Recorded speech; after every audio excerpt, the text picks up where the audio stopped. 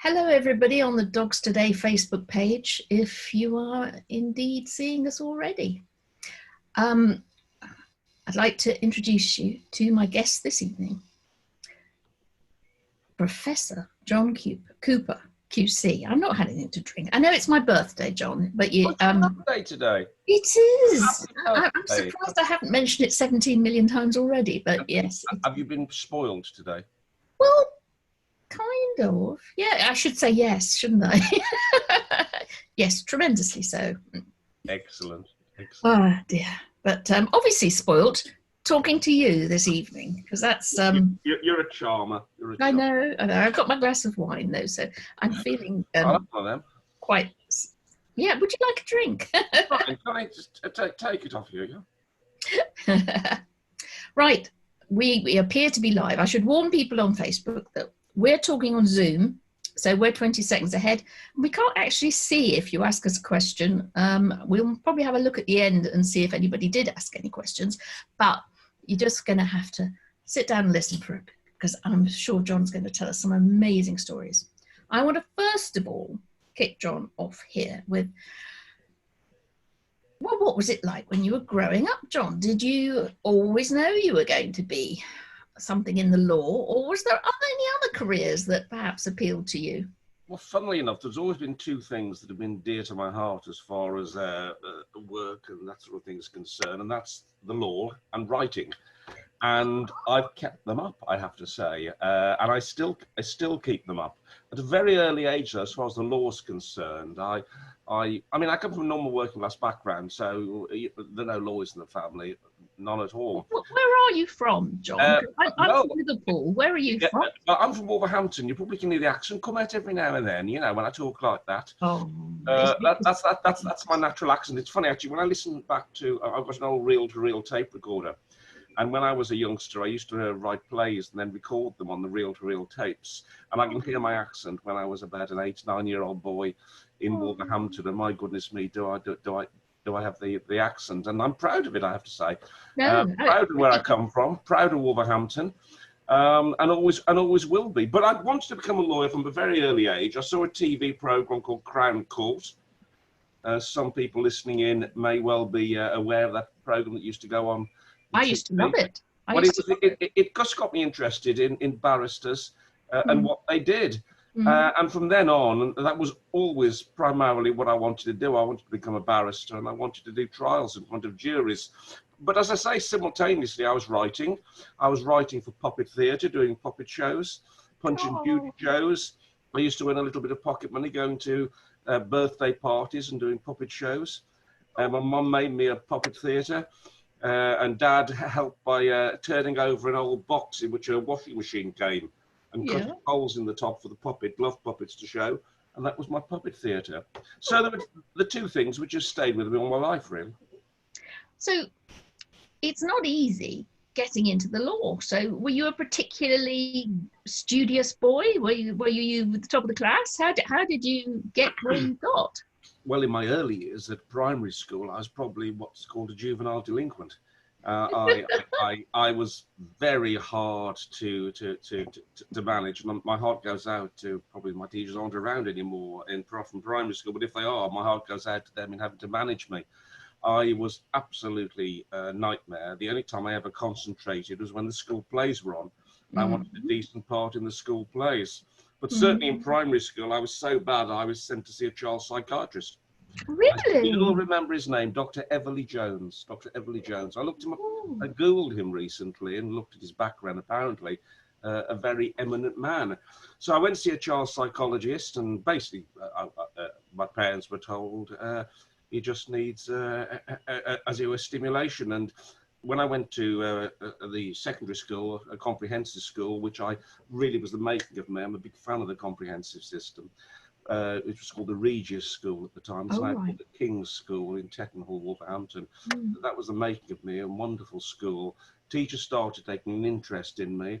Teachers started answering my questions and fielding my questions. And I suddenly became, from really borderline delinquent, I could have gone either way, to a very, very driven student. So it could have gone either way for me, age 11. I failed my 11 plus. Right. There's a new one for you. I failed my 11 plus because I simply did not work. I didn't concentrate. I didn't apply Yes. myself. And I was a bit of a rebel as well, in the sense that I was determined not to do anything at primary school because of the way I felt, in a childish way, I was being treated. And purely childish, I realised that. But I just decided I wasn't going to contribute. No wonder I failed my 11 plus. I didn't even work for it.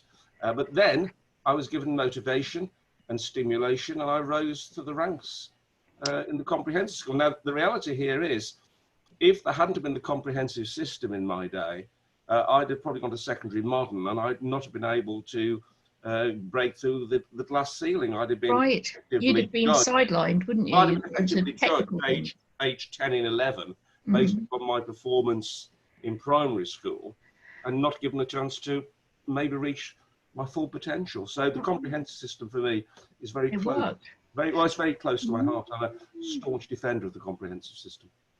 So, did you have any pets at home? Because I like you, I was a bit of a, I was a naughty girl when I was little. I was one of those that didn't concentrate and got those terrible reports that said things like, yeah, well, she seems nice, but yeah, she won't come to anything if she doesn't buckle down and do some And by work. the way, I tell you, my teacher in my primary school, this says how old I am, said to my mother, "He'll be hanged." Oh my God.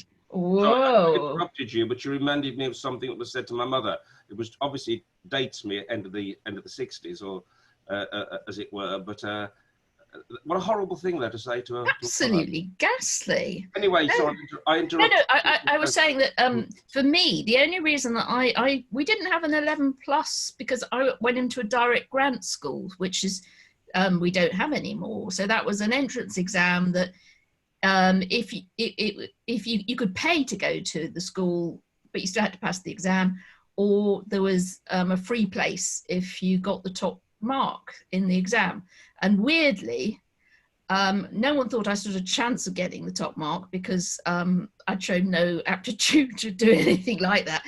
But my dad said if I got a scholarship, I could have a horse. And we lived in a semi-detached house in Crosby. There was no way we could have a horse, but he could have said unicorn because there was no chance of me getting one. So, but unfortunately, I did focus and I wanted that horse at that moment. Thankfully, it was fleeting. And I changed it to a dog. But I'm just wondering if you had a dog in your life when you were growing up, or any pets. Well, I certainly have a dog in my life now, and we'll come on to him later, as Yeah. you know. But in my early years, I had a pet rabbit called Snowy, who I was absolutely devoted to. But here's a story about a budgerigar I had, because now I'm obviously against cage birds. I don't like the feeling of it at all, and I think it's cruel. But at the time, he's a story of our time. I was about 12. I went to a garden fete, or a school fete as it was. And there was this competition. It's horrible to sound when I say it now. This competition where you threw a ping pong ball or something into a jar. Yes. And they were giving away budgerigars. How cruel! Really? How cruel is that? Not fish. And I threw the ping pong ball into a jar. It has a happy ending, by the way. I threw the ping pong ball into a jar and won a budgerigar. And I wasn't quite sure what to do with it. Because, as I say, I'm totally against cage birds, Yes. you know, as a sentient adult. But I'm talking about an 11-year-old boy here who was just throwing ping pong balls into a jar. Yes. I could have won a coconut. I could have won a cuddly toy. I happened to win a budgerigar. Now, I think these things it's illegal now. Thank God that fates can do this sort of thing. I think at the time it was kind of like grey area, though. We ran into this problem the other day. Well, a few months. Well, years ago, when Keith Lemon tried to give away a pug on television. See, it's totally wrong. Talk about dogs not just for Christmas. I mean, it goes even worse than that. But anyway, in my day, it used to be common to get goldfish in plastic bags with bits of water in them and all that sort of thing. And when you think back on it, you think, my God, it's appalling. But anyway, so I won the budgerigar, and I walked back with this budgerigar on a cardboard box home, and I said to my mum, I've won something at the fair. And Mum said, she was just upstairs, she was shouting down, and I was shouting. So she's obviously imagining something like a candy floss. And I said, oh, it's a budgerigar. Oh my goodness. And then was the test trying to get the budgie safely out of the box into Oh, something. yeah. But anyway, bottom line is, it's not a perfect story in the sense that, as I say, cage birds for me just turn my stomach, quite frankly. Yeah.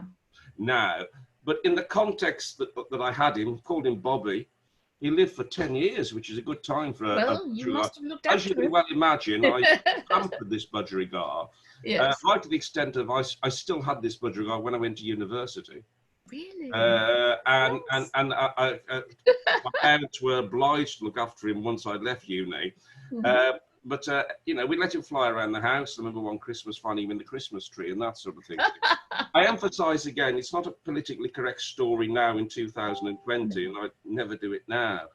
But at the time, that's another pet story. As far as the dog's concerned, no, because the family setup wasn't really there to support and look after a dog. And I'm always of the view, never have any pet unless you can look after it. And that No, it's includes very good the point. proverbial goldfish to a horse. And really, we weren't set up as a family with those commitments to have a dog. But I'd always wanted one. And about 5 years ago, my wish came true. Well, the lovely Lawrence. Where is Lawrence? Is he around? Lawrence has had a very lazy day today, because as everybody knows, it's been very hot. Yes. And he's been finding the coolest place in the house, and that's, I think, where he is now. But he is gorgeous. I mean, superlatives for him. He's a wonderful rescue lurcher, for those that don't know. I called him a greyhound earlier, so that's minus 10 points for half me. greyhound, half Saluki. Oh, and that makes out for what we call his Omar Sharif eyes. Oh, I mean, that, you know, quite frankly, he works you with his eyes. Like lots of dogs, I'm sure owners now are nodding away listening, and his ears as well. He's got such a lovely temperament.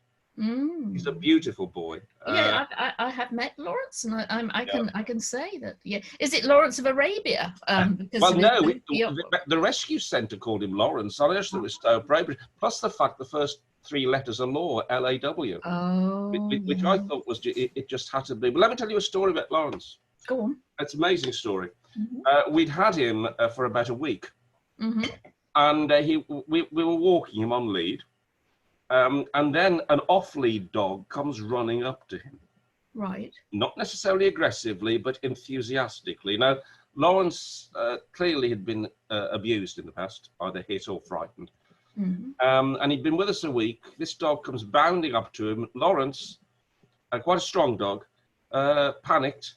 Because, of course, as everyone will know, a dog on a lead being confronted by a dog not on a lead always causes the dog on a lead to feel constrained.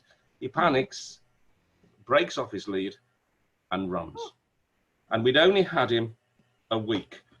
And this was in August, about 5 years ago. He didn't know, he'd been in the house about 5 days. We had all the local people out till midnight. It was August, so it's quite light till late in the fields. The farmer came out with his Land Rover, and we had lamps and torches shouting his name, all of that, but couldn't see him, couldn't find him. So Charlotte and I went to bed about just after midnight, thinking, oh my goodness me, we've just had Lawrence at the start of what we all thought, and no doubt Lawrence thought was a wonderful new time of life for him. Yes. He's now bolted into a foreign area that he doesn't know. Oh dear. And everyone knows when a lurcher, let alone a greyhound, bolts at speed, it's like 0 to 60 in 30 seconds or less, than he's gone. And we think, you know, that's it. 6 o'clock in the morning, there's a knocking on the door, and it isn't the postman. It's Lawrence. Whoa. He found his way back to our house. Boy, clever boy. And he'd only been with us 4 days. Now, this is a boy who's been abused and hit and mistreated. And he decided, and this is the humbling thing about him, he decided that within about 4 days of being with us, this is the place where he wanted to be. Oh, bless him. And so when you people often say, we don't choose dogs, they choose us. But this is a classic example of Lawrence having how shall I put it, a chance to break the contract and say, I've run away, I don't have to come back. But he chose He chose to come back, Bless him. and that is very humbling. Very humbling. Yeah, and I bet you. I've had a dog missing for 5 days, and gosh, it's the longest 5 days of my life. Yeah. And you can't do anything. You're just No, I know. distracted. And you think the worst, of course, as well, don't you? Yes. I must admit, things were already the worst for me because my dad had died the just before then, and it was the day after the funeral.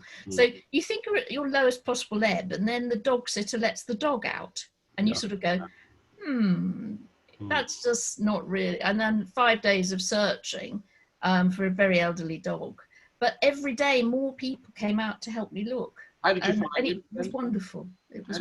How did you find him in the end? Well, in the end, it got really complicated because my dad had died quite suddenly. So very few people knew he died because he was absolutely fine, and then suddenly he wasn't. And with the dog going missing after the day after the funeral, the local paper thought it was newsworthy, and it's always difficult to get publicity when you've lost a dog. So they wrote this awful sad story about how my father had died and then the dog had gone missing. And of course, everyone who read the Liverpool Echo who had ever met my father read that he had died and then phoned me up. So every call was somebody crying down the phone because he was very much loved. He was a lovely man. You'd have loved him, John, actually. He was, I'm sure I would. I'm sure he was a great friend of Harold Wilson's. Really? I'd have definitely liked him then. Definitely loved him, wouldn't you? So we'll get on to politics. But yes, Don was had helped lots of people, and there was no way of contacting them for the funeral. So the first they knew about it was in the paper when the dog was missing. So it was all over the local media, this sad story about this missing dog. So at 4 o'clock in the morning, I got a call from an industrial estate, and the night shift at a factory had spotted Poppy, our elderly dog. And they all came out of the factory and helped me catch her. And it was just wonderful. Amazing. I mean, they all walked off. I think it was the News of the World factory, actually, because they printed it just over the road. So, yes, I disrupted the press. But what a great story. And it's always wonderful, isn't it? When it's almost like the prodigal dog, isn't it, really? Well, the dog didn't recognise me. She recognised our other dog that I'd brought out. I also brought some cold chips for some reason, because I thought, well, she hasn't eaten for 5 days. You never know, food might do it. And that was, I don't know why there was, I think I can't cook. So it was every different type of takeaway me and my mother were eating. So here was me sort of with a dog on a lead, a big bearded collie, a bag of chips, and an enormous number of people on the industrial estate, some of them in cars, because they worked out that they could try and sort of squeeze her into a space, because she was feral at that point. And suddenly she saw the other dog and she came towards us, and I picked her up, and the sigh, I will never forget, the sigh of relief that she was safe. And I wasn't going to have all of my parents' dogs, because we lived in a very small place in Sunningdale. There was no way they could all really fit, but I just put them all in the car and drove them down. I had my mum and all the dogs, and we just got on with it. And we never trusted a dog sitter to look after them all again, because you never do after that. I mean, it's a great story with a great ending. That's the important thing, isn't it? Well, she lived a long life, and it was very peculiar. People would come in and they couldn't see the carpet. All they could see was wall-to-wall bearded collies. But it was fine. Well, they can't necessarily see our carpet. That's because Lawrence is 24/7, 12 months a year molting. Oh, really? Yeah. Well, beardies don't really, because they're so hairy. It just grows and grows and grows. But no, I've now got a dog that molts. But I should also say, in the spirit of equality, we've also got a Shih Tzu called Lola. Yes. Did the Shih Tzu come first or second? And she's the boss. Oh, she's the boss. Mm-hmm. And it was very important when we had Lawrence to make sure that Lola accepted her, obviously. Oh, yeah. And credit where credit's due, she did. And she's actually been responsible for teaching Lawrence skills that he didn't have. He didn't know how to play with toys, for instance. Oh. And sometimes when Lawrence gets nervous with people that he doesn't know, because he can get nervous, particularly with men, Lola, you'll see Lola go up to these people for a pat, as if to say to Lawrence, look, it's okay. Oh, bless. So, but she's also the boss. She'll tell him off when needs be. And when they play, it's always Lawrence that's doing the play bow. So she's definitely the alpha. Yeah, so if dogs are, we found, because we ended up with 14 bearded collies at some stages, which was ridiculous. But the boys were very sweet. And if they fell out with each other, they'd have sort of a little bit of fisticuffs and then they'd just get over it.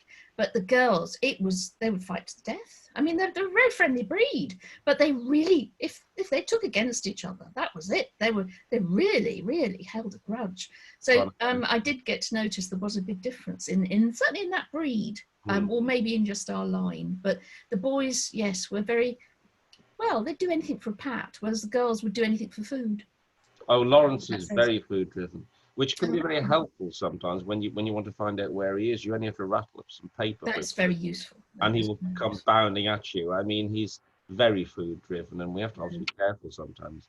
Well, it's unusual actually, because lots of people have trouble getting lurchers to eat. Oh God, no! No. He must be very content. That's good to hear.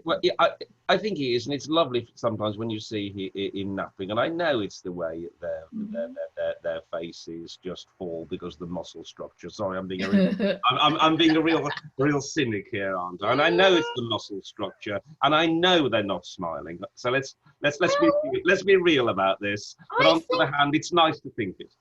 We can read expressions, micro expressions in our dogs, can't we? We know. We read our expressions in the dog, effectively.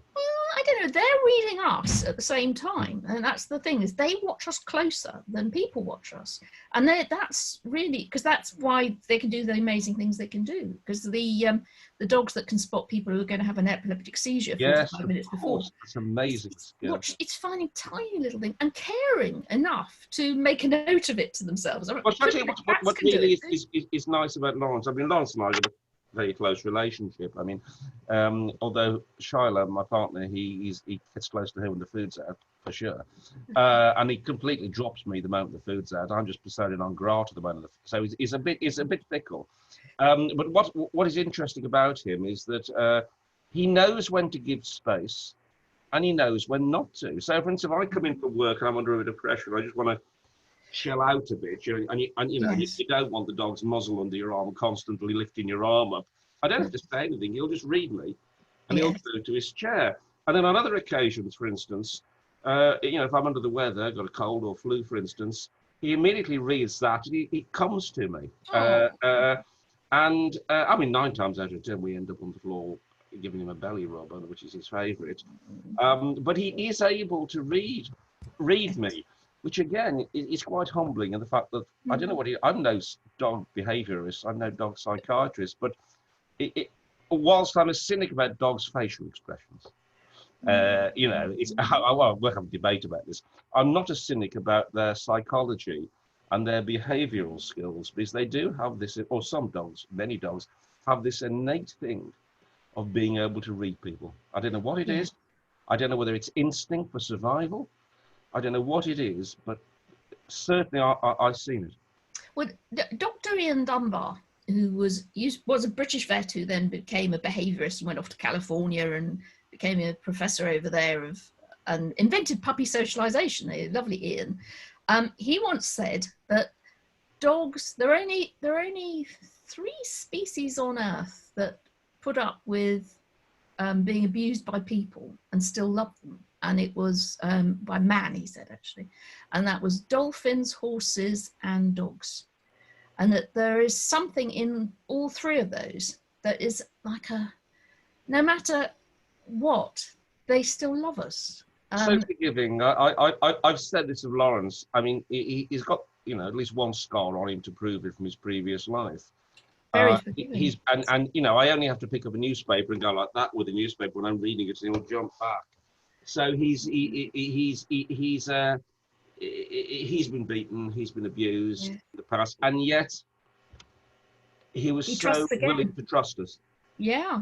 I mean, I'm of the category that, given what Lawrence has gone through, I should be his number 1 fear. because clearly he's afraid of men. He's afraid of the tone of men. All of that. So I should be his number one fear, and yet he's taken me into his life. Yeah. And totally, I can literally. Now this is going to make me soppy. Go on. I can literally kiss his eyelid. He lets me kiss his eyelid. Oh, bless. No, it is amazing what they overcome and how much we can learn in some ways from them, because they are so forgiving. I mean, there's I don't know if you've met Fleur, the dog that was came from Romania. That no, I don't think I have. No, you must meet her. So they're making a movie about her, and wow. because it is a great story. She got Ceausescu was put a bounty on the heads of the dogs in Romania and made it so that anyone was incentivized to spay as many dogs as they could and put them into shelters. So it was cleaning up the streets, getting rid of all the dogs. So people were operating who weren't vets, and someone's decided to spay Fleur. And I think they just used string or something to to sew her back up. It was just absolutely disgusting. And she had her intestines hanging out in the shelter. And the photo was, I remember the photo on Facebook. It was one of those pictures where the dog looked so sad, so depressed, so absolutely hopeless in this kill shelter. And lovely Val, who runs Val Gray's Rescue, just said, oh, I know we can't help them all, but we can make a world of difference to this one. So the dog was saved, was patched up in Romania and brought home. And Wendy and Andrew, bless them, took this dog on and gave this dog this fantastic life. But no one knew. But because of that botched spay, the intestines, when they went back in, started to die. And there was no one in the country who'd ever done an operation to reconstruct, well, the bowels, the intestines. No one had ever done one where the dog had survived. And there we've got this little rescue. And it went on Facebook. And it just so happened the Royal Veterinary College had the world experts in that type of surgery. And the dog was instantly rushed over there. They met the dog in the car park. They heard on social media this really famous dog, Fleur, was coming to them. And they operated all night. And they saved her life. And Fleur trusts everybody and loves everybody. And now... We don't deserve it, do we, really? I don't personally, but humanity sometimes just doesn't deserve it. No. I mean, has known only cruelty. And this poor little thing... The vet bill was enormous. You can imagine the best surgeons in the world. There was 3 vets that worked all night to save this dog. And within 24 hours, people on Facebook raised the money. And you just when was this? It was about 4 years ago, I think. Quite recently then. It was. And Fleur has got a book and a community. But someone read at Christmas, I think, or just before Christmas, somebody was a film producer was looking on Amazon at front covers of books about dogs, because they thought, we want to do a film about dogs, and they fell in love with Fleur's picture, and that's it. They're off. They're making the big movie about Fleur. That's great. Well, as you know, I review films, so I'll have to review that for you. That's true. You do that for the Times, is that right? Not just for the Times, but I review the London Film Festival for the Times, and indeed do other reviews for them. But I've reviewed films for the Dogs Today, I know, and a couple of reviews coming up soon for you. Yes, I've also written my own films and had films on TV, so I see movies and films not only from a writer's perspective, but also from a critic's perspective. So I'll have to review the film about Fleur. Oh, well, we'd have to involve you in these things, John, because there are a number of us mad people who love dogs, who want to make films and TV programs about We dogs. must talk about that then. We must do that, because yes, you can join our strange collective of people who really, yes, have got other jobs, but like to imagine that at some point they're going to create the films and the TV great, series. isn't it? We'd like to see. So but it's nice to hear someone else thought Fleur was a good book and a good. That's good. That is good. And someone once said, and some of your listeners might know exactly who it was. I can't remember now. That we need to judge society by the way society treats its animals. Yes, Um, definitely. and you saw what happened to Ceausescu in the end. It's probably true. Yes, I mean it really is. I mean, what was interesting was that the fact that there were so many people working to save the dogs at the same time other people was, butchering them. But Yeah. there's still a massive problem there. But let's get back to you.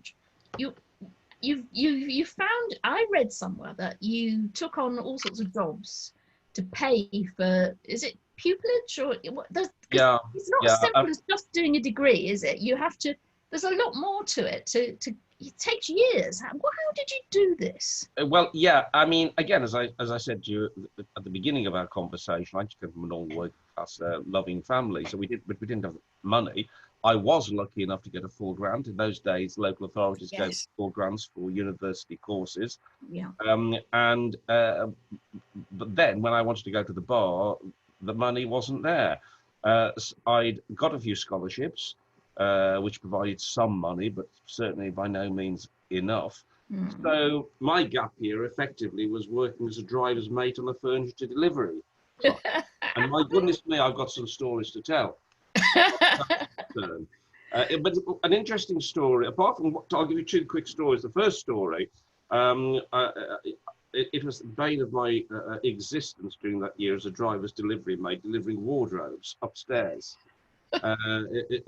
People tend to imagine probably when they see a wardrobe in the bedroom, what a lovely wardrobe in what a lovely bedroom. There are only a few people like me that when they see a wardrobe in a bedroom immediately thinks, how do they get it up the stairs? Yes. And that's the way I've been blighted for life from my from my job, earning some money to come to the bar. But on one occasion, the wardrobe got stuck on the on a bend. Yes. And I was at the top, and John was at the John Smith, I remember his name now, was at the bottom, and it was jammed. And I was at the top with the person who lived in the house, the lady, and I'm not going to exaggerate. John Smith went off to get help, and I was only about 19, 20, and quite a naive 19, 20. Oh dear. And someone was propositioning me. Seriously, yeah, well, I don't mean kind of like, over the top, let's go or something. But, while you're up, she's probably taken the proverbial, I don't know, but it didn't seem like it to me. And it was like one of those carry-on off the wardrobe films. Anyway, of course, nothing came of it, and thank God it didn't. And then on the other occasion, I was there looking like the job I was doing, wearing overalls and that sort of thing, and gloves. And this rather, how shall I put it, I don't know, pretentious man who I was delivering at their house to, took me aside and gave me a lecture as to I should be thinking about what I wanted to do with my life and whether I had any ambitions. And as just assumed I was of a certain thought, of a certain position in life, that he could give me some sort of lecture. And that actually brought it home to me generally, how people do judge people by how they appear. And although, quite frankly, there's absolutely nothing wrong in spending your whole life delivering furniture. It's an important job. Without it, we wouldn't have furniture in our homes. No. The point I'm making is that certain assumptions were made about me, which he had no entitlement to make. And it rather taught me a little bit about books and covers and not judging them. Yes. People can be so rude, can't they? They can be so presumptuous. Yeah, that's horrid, isn't it? But I mean, it wasn't so much horror. It was kind of like a bit of an eye opener, And, yes, it's something that you store away and remember, away, and it stays with you, and it lives with you a little. And that was one of the jobs. Someone else. Yeah. That was one of the jobs that I did, and did a mixture of other jobs. So in my day, there wasn't a gap year as such. There was just trying to earn some money, and then I earned some money and managed to get it together to pay for my bar course and accommodation, of course, after it. And I originally, when I moved to London, I was in a hostel for homeless people.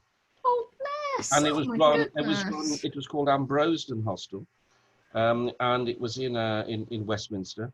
And I had a great time there. Met some wonderful people. And when I say homeless, I don't, I'm not talking about people, sadly, who have, for instance, they may have mental health issues or deprivation issues. Some of these people were simply passing through and just didn't have anywhere to stay. It was more Yes. like a hostel, but it was called for the homeless. Oh, I don't want to overdo it. It was effectively a hostel. But I met some great people there, and some Italian people I remember, which ended up in me backpacking around Italy that summer as a result of the people I'd met in the hostel.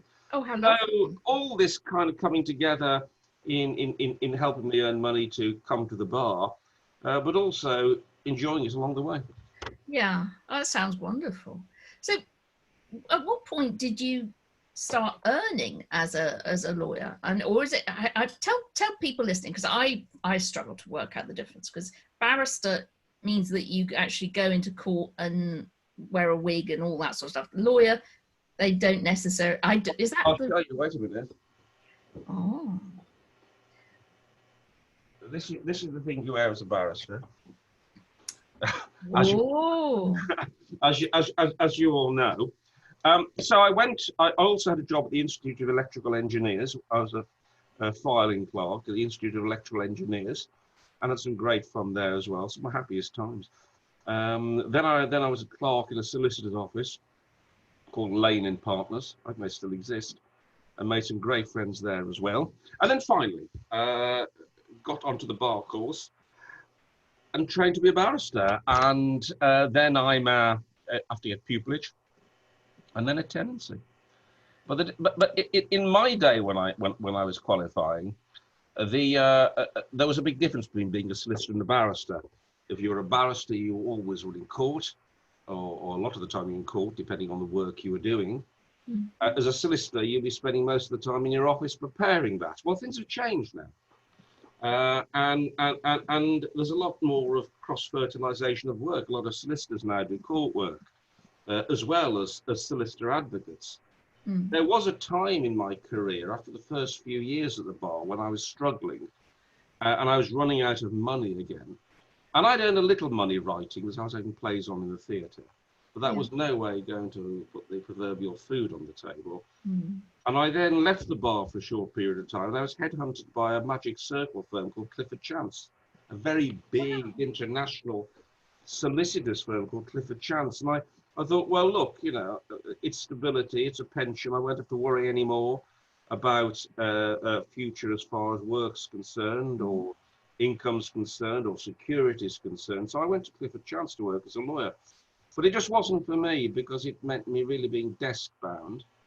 And I was involved with, along with many others, in formulating the contracts for the Canary Wharf development, the telecommunications contracts, which, okay, if it kind of like lights your candle, great work, but for me, it wasn't the sort of work that I wanted to do. So then I went back to the bar, and that's really when my trajectory upwards started.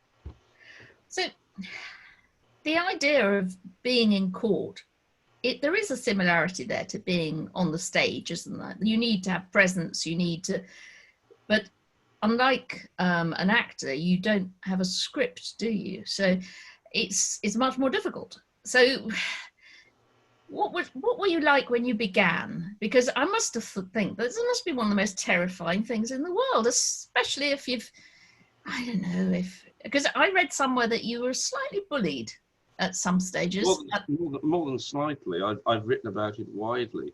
Your first question, is it frightening?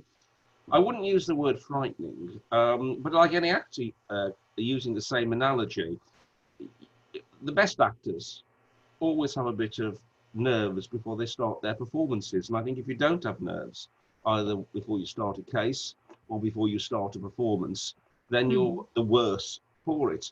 Even now, for instance, when I'm sitting in the courtroom with the jury being sworn in, and let's hope I'll continue to be sworn in, apart from this government trying to take away jury trials. Yes, that's true. Which is a very frightening thing. People don't understand what they're going to lose, and it's taken away. Everyone should be very aware the government are trying to take away jury trials. But when a jury trial started, and jury were being sworn in, every single time, I must have done hundreds of cases, that little flutter in the stomach Yeah. Telling you your trial now is about to start. And I'm sure surgeons have it when they're about to perform an operation. However, on the top, barristers and surgeons or whatever look cool and calm, and they should be, because you don't want to see someone of that standard panicking when your life's in their hands for different reasons. No. Underneath, I'm pretty sure that we all share that same frisson of excitement, okay, call it fear if you will. It's positive fear. Adrenaline, anyway. It's adrenaline, which soon goes, I might add. It doesn't grip you. I mean, obviously, actors have problems if it grips them throughout the performance, and that's called stage fright, and that can be crippling for actors. Oh, yes. I'm just talking about the little moment before something starts. It's always there, and it's always there to drive you. But I've never had, even when I was starting, that crippling fear that persists over and above that, because I've always thoroughly enjoyed it. I enjoy the element of uncertainty that the case brings with it. The element of having to, it's most important, because I teach advocacy, as you've alluded to. I teach barristers now advocacy, and how to ask questions and how to deal with cases. And a case is a long haul thing. Some cases can last months, let alone weeks. Yes. But you take that overall plan to plot your way through a case and to, in many respects, enjoy the process.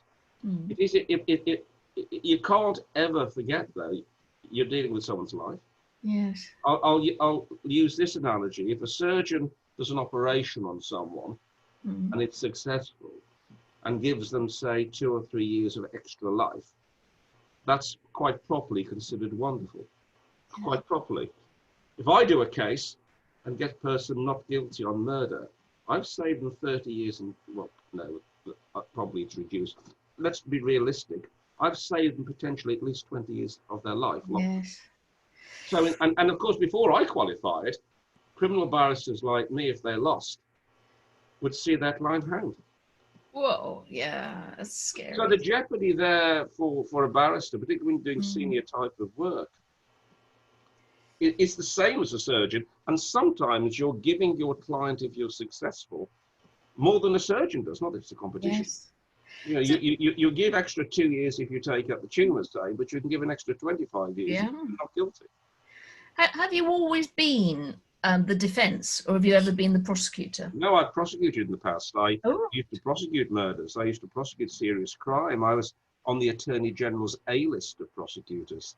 I also still do prosecute health and safety cases, whereby I'm instructed at times to prosecute that. Not as much now, because you have to be on a certain list to do it.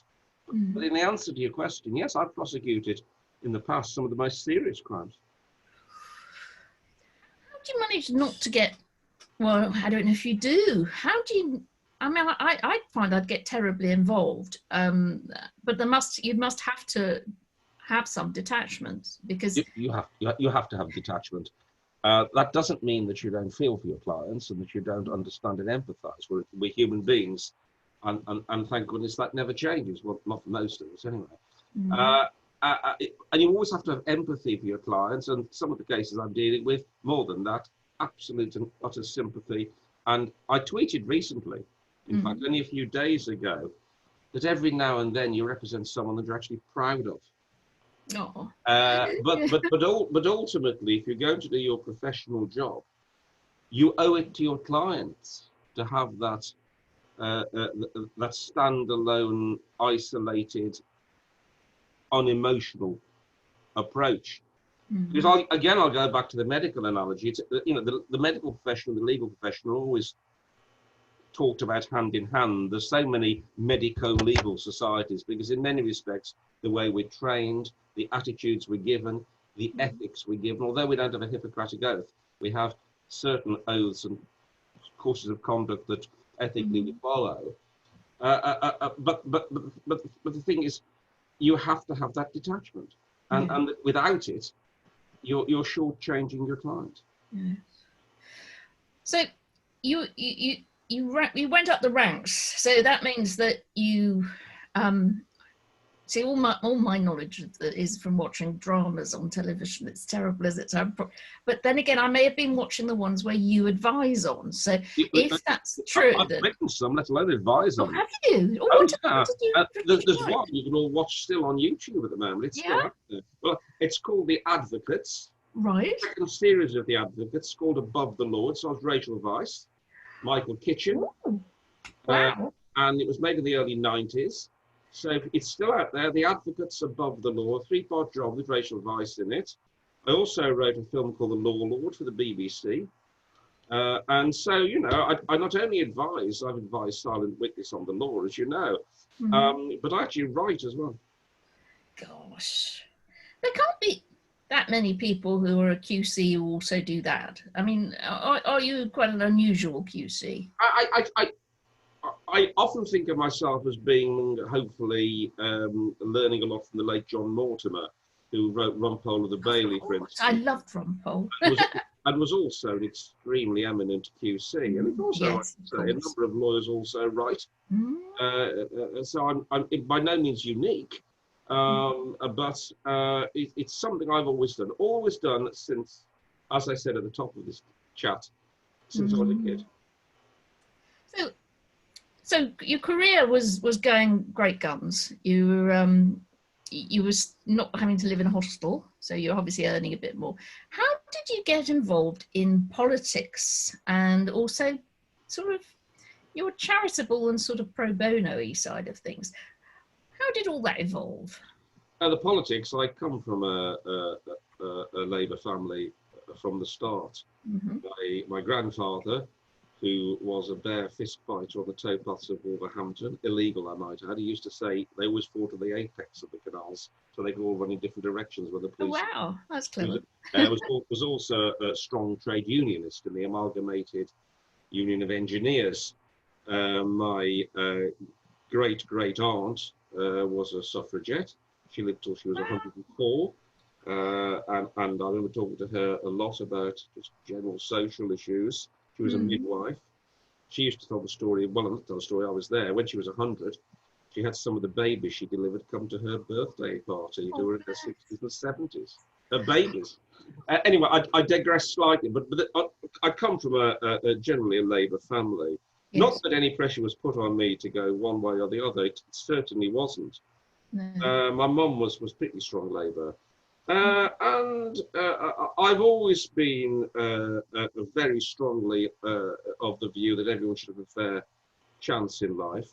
I've always been against innate privilege. I've always been against people being given something where they've not had to earn it.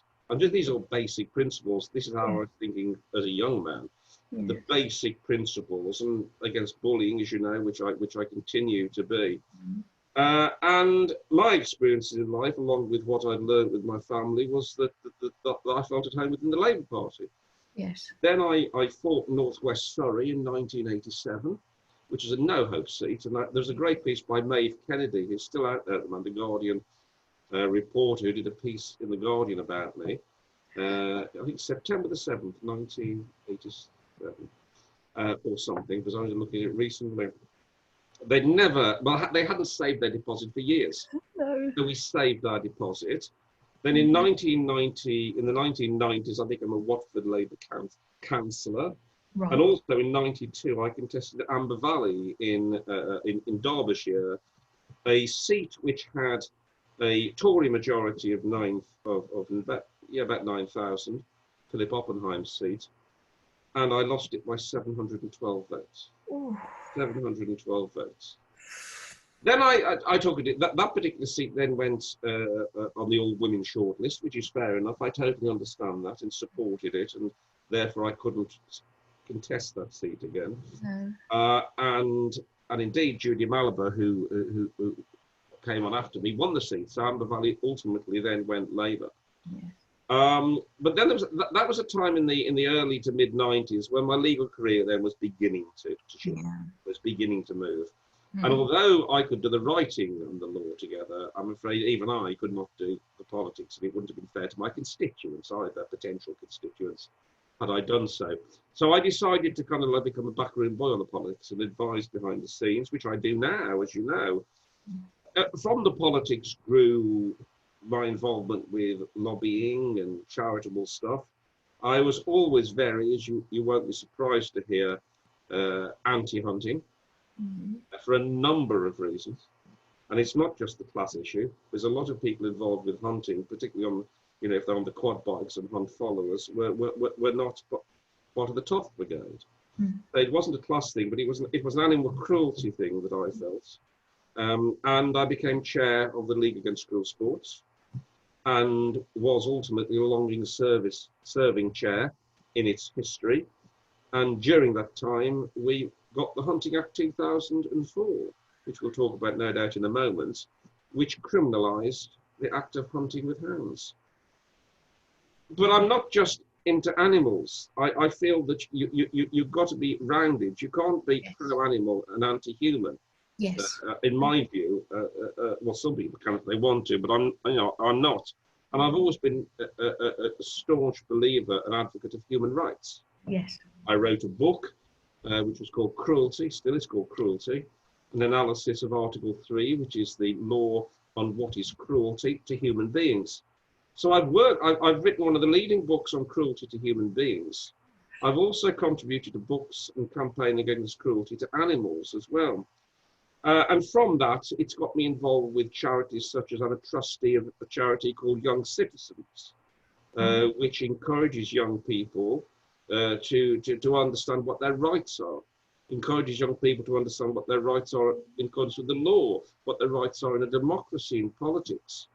We're presently having a number of committee meetings at the moment, talking to young people about how they interpret their rights and place in society post-COVID, post-Brexit, and that sort of thing.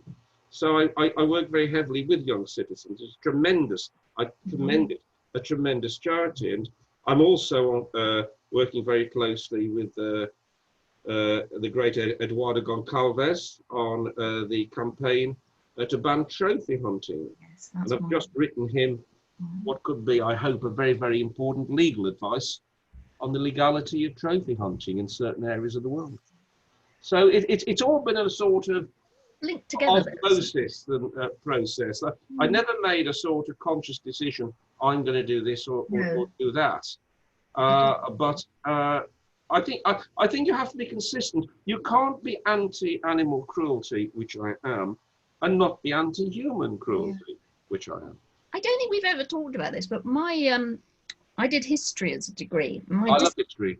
My dissertation was on the history of cruelty in Victorian England. Wow, I'd like to see that. It's rubbish. But what I did discover, though, was that we defined it in Victorian times mainly to make it easier for making the common man work in factories. So basically everything that they did was cruel, but not putting children in factories, that wasn't cruel. That came much later. So we decided to make animal cruelty cruel to stop festivals that disrupted the working day. And then it was much later that we decided children were, well, there was such thing as cruelty of putting 8-year-olds, in very dangerous situations and making them work very long hours. Yes. But it was also a history of the RSPCA, which was interesting, and it has that sort of changed my view. A lot of people who are involved in the RSPCA have no idea of the history of the RSPCA because it's something. I'm not sure I am as well. Actually, they were anti-Semitic. I don't know if you knew that. they were very strange at the beginning. They were so interested in getting the royal assent that the secretary, Mr. Gompetes, was embarrassing to them because he was Jewish. So they made a rule that you had to be Christian, and he killed himself. How long ago was that?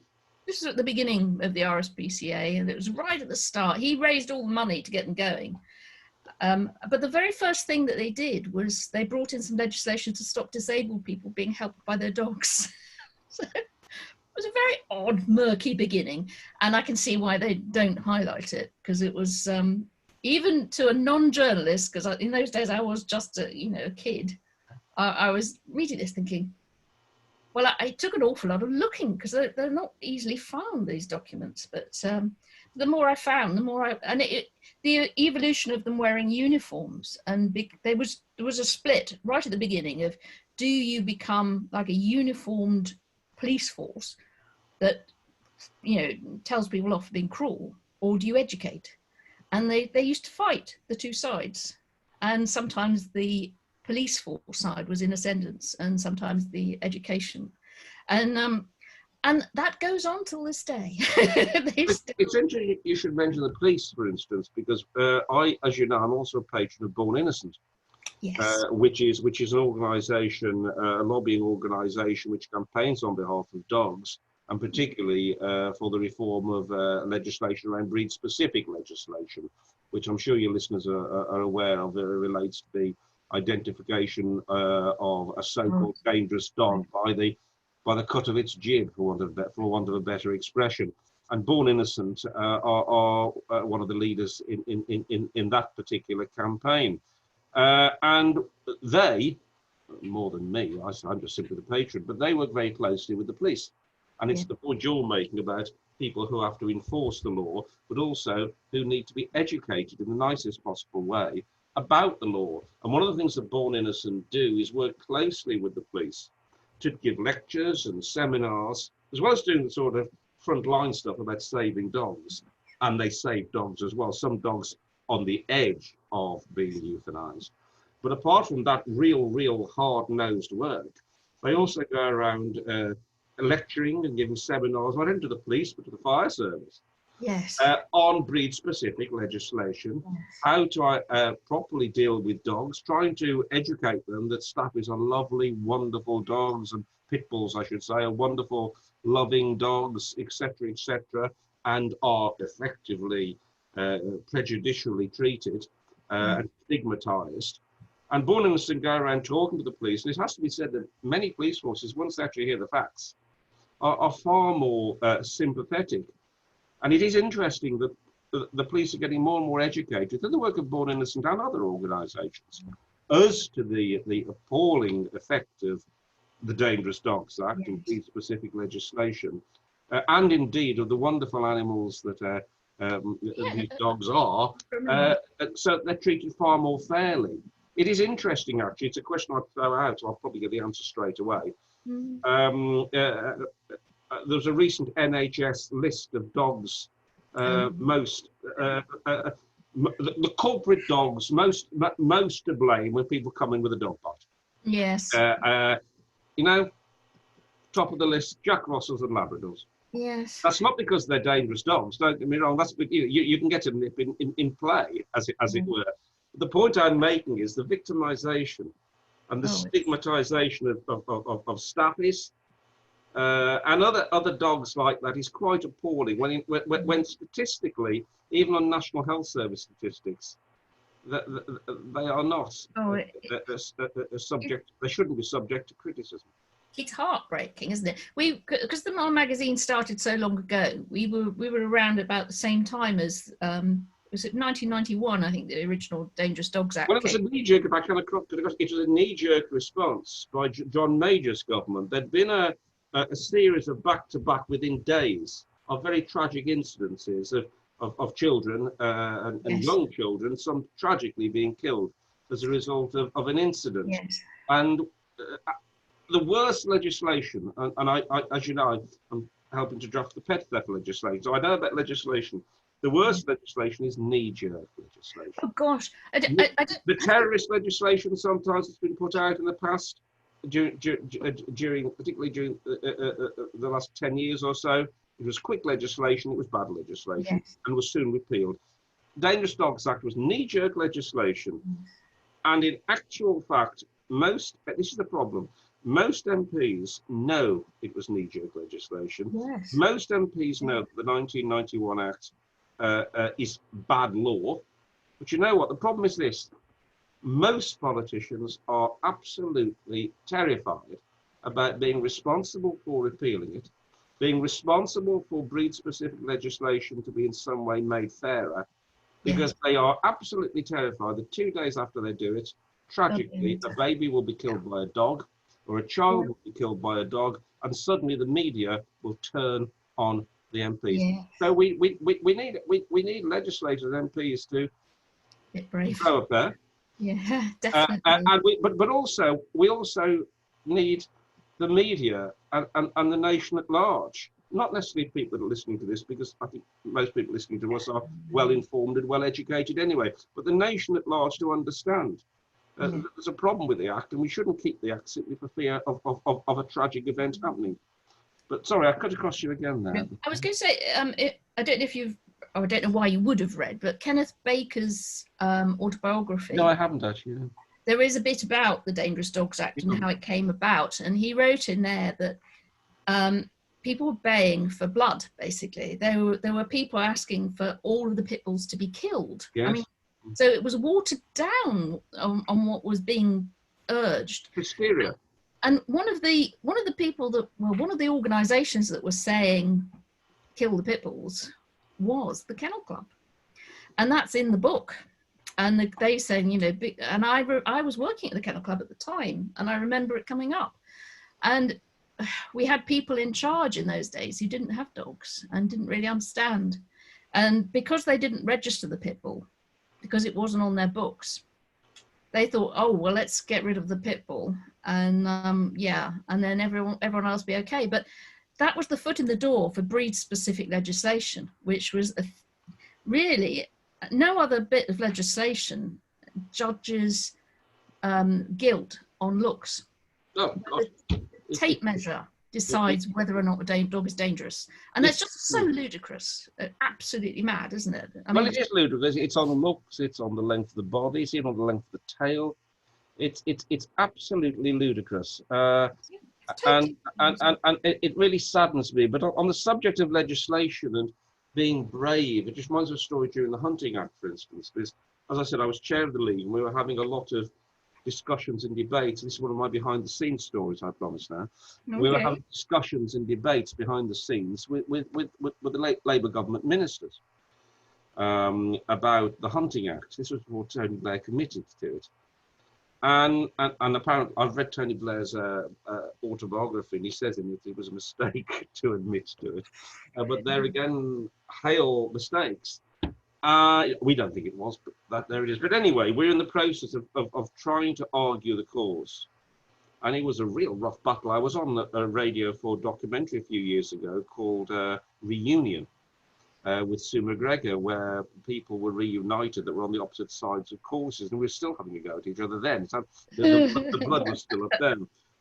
But anyway, so I had a meeting, a number of meetings behind the scenes with government ministers at the time. And I remember this. The minister said to me, John, you're not going to get the Hunting Act. It's not going to happen.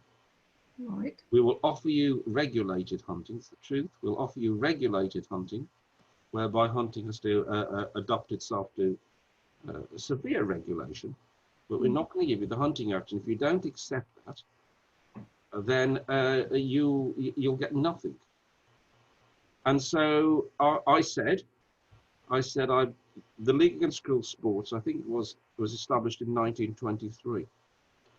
I said, I am prepared, and I think I can take my members with me, to take that organisation back to 1923, ground zero, and we'll campaign again for criminalising hunting, and we'll achieve it. I'm not going to sell us out down the line now on regulated hunting. Because if I do that now, we'll never have the momentum that we've got now, ever again. Yes. So sometimes you have to be brave. So, and that's the sort of bravery we'd want to see from MPs when it comes to breed-specific legislation, the Dangerous Dogs Act. To stick to what's important, be prepared to take the flak if it happens. Yes. And I was prepared to take the flak that we lost the Hunting Act. But I would, my argument would always have been, but at least we'll be in good shape to get it again sometime. Might not be in my lifetime. Yes. Whereas if I'd have accepted regulated hunting there and then, we wouldn't have gone anywhere near the Hunting Act politically. No. They wouldn't have done ever again. So let the record show, I said no deal, as they say. And then a few months later, we got the Hunting Act. Let me just say something briefly about the Hunting Act. All this talk I sometimes hear about the Hunting Act isn't working. people are still hunting. But what I say to that, Beverley, is very simple. The Theft Act 1968 made burglary a criminal offence. Yes. There's a lady down the road from where I live that was burgled a couple of nights ago. Oh dear. It didn't abolish burglary. No. It criminalised it. Yes. And the that's a good Hunting point. Act will not stop people hunting, No. but it might stop a lot of people hunting, actually, right-minded members of society who obey the law. Yes. But those that don't obey the law, society is saying you are a criminal if you don't obey the law. And that's an important sea change in society's attitude. Before the Hunting Act, it wasn't criminal. After the Hunting Act, it was criminal. And it goes back to what I was saying to you a little earlier. You judge society by the way it treats its animals. And society, post-Hunting Act, is a far healthier society Yes. for saying that hunting is criminal Yes. than it was beforehand when it said hunting wasn't criminal. And that, to me, means the Hunting Act, yeah, there's other things that can be done, but the Hunting Act was a very, very important cog. Very important cog. And I think the Dangerous Dogs Act is it the only piece of legislation apart from the Terrorist Act where you're guilty unless you're proven innocent? So it's the it's not actually. There are a number of offences. Yes, you're a lawyer. There are a number of offences which what's called reverse the burden of truth. Right. Or reverse the burden, not of truth. Reverse the burden. Reverse the evidential burden. It's one of those that does. To a degree, the Hunting Act does as well. So it's not, but nonetheless, it's unusual. I don't know if you've come across this, but in other countries they do things slightly differently, and I think in a way it would help if we knew that what we're doing is really very, very odd. Because in France, if and there was a case where a baby was killed by a German Shepherd, and if it had been in Britain, we'd have had the dog taken away and killed. We would have had everyone weeping and wailing and feeling sorry for the mum. In France, they took the dog away to be assessed, and they prosecuted the adult in charge for poor supervision. Well, you see, that is interesting, you see. I mean, obviously, I can't comment on the French. No, of course. That's for them. But one of the other things that Born Innocent are very keen on is emphasising that sometimes it's not the dog's behaviour that is at fault. It's the way the dog is looked after or treated. Definitely. And that sometimes doesn't have to be cruel treatment.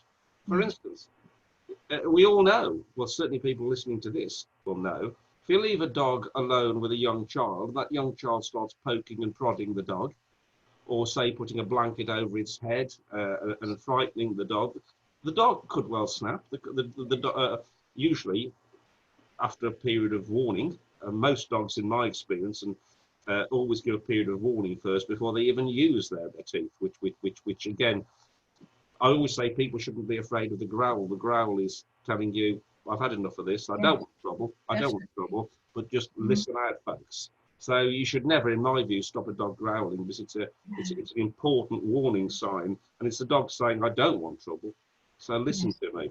But again, Born Innocent are very, very into educating, for want of better expression, and talking about the proper way to treat a dog. And if you expose a dog to a situation where it is going to be feeling vulnerable or even afraid, then these things will happen. And it's quite right, talking generally now, that sometimes the owner should be looked at as to the position they place the animal in. Well, very often, because there's a lady in America that analyzes the dog bite statistics and works out what the story behind the headlines. So works out what situation results in a really bad bite, and very often the dog that does damage to its own family. So by not bringing the dog up to be sociable and gentle, it's them that is often their own kin is the victim. So there is sometimes a culture of exaggerating the macho side of the dog, without realizing that they've got to have kindness if they're going to have the dog around the kids, and they're certainly if they're going to leave it with grandparents supervising. And this seems to be where it all goes wrong. It's lack of adequate supervision. So somebody not actively supervising, and a dog that isn't perhaps normally not allowed in the house suddenly getting into the house. And understanding. One of the reasons we didn't have a dog, you go back to my first pets, one of the reasons we didn't have a dog when I was a kid, apart from the fact that we really weren't in this position to look after a dog, was that my mum, when she was a very, very young child, was bitten by their pet dog. Yes. And that pet dog bit her when she was being cradled on her father's knee. Yeah. And you can understand now, this would be going back to the 1930s. So let's get perspective. This happened in the 1930s. And my mum then was always nervous about dogs. But you could see nowadays, with more modern eyes, the dynamics that were happening there. The dog saw my mother on my grandfather's knee, and dog behaviourists will have a field day and explain what was going through the dog's head. And my mother then, for the rest of her life, was always very she always loved patted dogs and all that sort of. Was always very wary. Yes, it's and I think also that there's a Disneyfication of dogs to an extent, where people imagine that without putting any work in, that the dog will be almost like a human. And it's a lack of understanding of what is the joy of a dog can sometimes make it a dangerous situation. But they'd be in the same situation with it, no matter what type of dog it was. If you acquire a dog because you don't feel safe, and some people, that's their motivation for getting a big, strong dog, is so they feel safer. But it's very often them that gets bitten. So it doesn't make any sense at all. You have to, I think, respect the dog. I don't mean respect to the sense that it rules the house, but respect it's a dog, and respect that it has canine behavioural, perfectly healthy canine behavioural instincts. Yes. All this old-fashioned talk, for instance, about you can show that you're the master by giving your dog food and then taking it away again. I mean, I just think it's appalling. I mean, quite frankly, if someone put food in front of me and took it away again, I'd probably bite them. I mean, the fact of the matter is, regardless of whether that's the right thing to do, and you don't do that. I mean, as we often say, as I say, Lawrence loves his food, he's talking. We also leave him to enjoy it. I mean, and it's this outmoded thing about not understanding dogs, that you're in some way exerting your dominion over them by taking their food away. I mean, how primitive is that? That dominance stuff is really. That's not dominance. I mean, dogs may be frightened of dominance, but that's no basis. Well, humans are frightened of dominance, but it's no basis for a good relationship. It's a very now that there's lots of science-based training that's positive based, and but unfortunately the stuff that ends up on telly tends to be the more sort of dramatic, aggressive stuff. But we digress. Next week we're talking to Jordan Shelley, who got into trouble as a young boy. He ended up on television on the One Show, and he'd been watching a certain Mexican chap, dog trainer, on telly, and had picked up some of the habits of the dominance training. And basically the whole welfare world joined together to get him off the telly, because those methods in the wrong hands. It's not terrible. It's also kind of like, you don't even really. I mean, okay, there might be in extreme circumstances where you raise your voice to a dog. There might be in extreme circumstances, but 9 times out of 10, the dog doesn't understand noise. The only thing the dog understands is that there's a problem with noise, and as far as Lawrence is concerned, he'll just run away and cower, and that's no way to develop a relationship. No. Plus the fact, I think I was reading it in Dogs Today, actually. Didn't you do a piece on the pros and cons of saying no?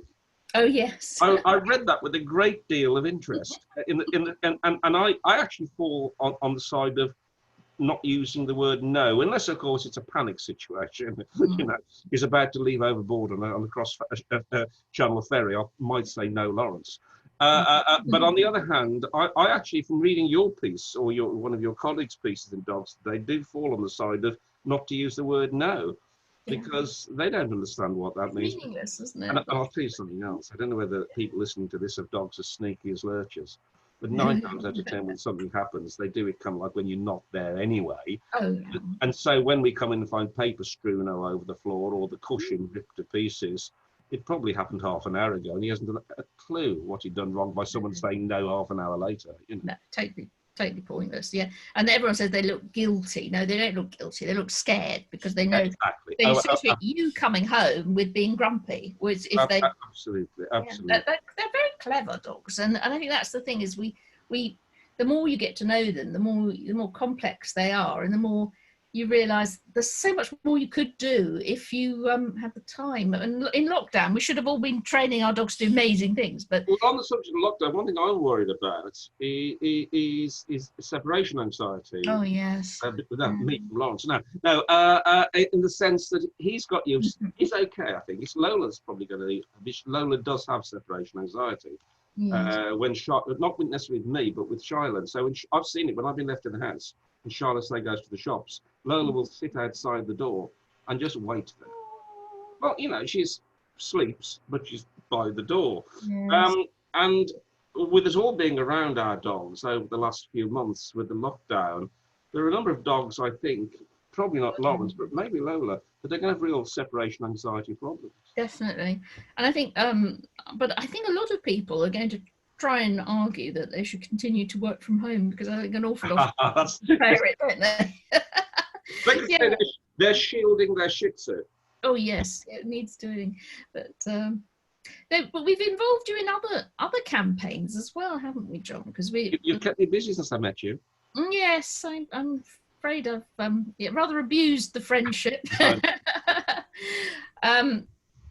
One of them hasn't really got to fruition yet. The thing about assistance dogs, which the law is incredibly vague about what is an assistance dog, and it's still going to stay that way for a little bit longer because it just got terribly confusing. We had a few meetings, didn't we, about that? Oh, we had many meetings. And the problem is, I think it was difficult to get everyone to agree the same thing around the table, which is often the situation. But that's not so much a problem with the people; that's a problem with the state of play. It's open. It's open to interpretation. The end of it, the biggest stumbling block was I think everyone roughly agreed that you needed a test to say that the person was had a need for an assistance dog, so it wasn't just saying the dog was a Mars bar detection dog or something, because people do make up sort of things, but that the dog actually was a medical need or a psychological need for this dog, and that the dog was assessed as being not a risk to society in any way. It was going to start biting people in Asda. So the problem was, how do you say who's a good person to assess?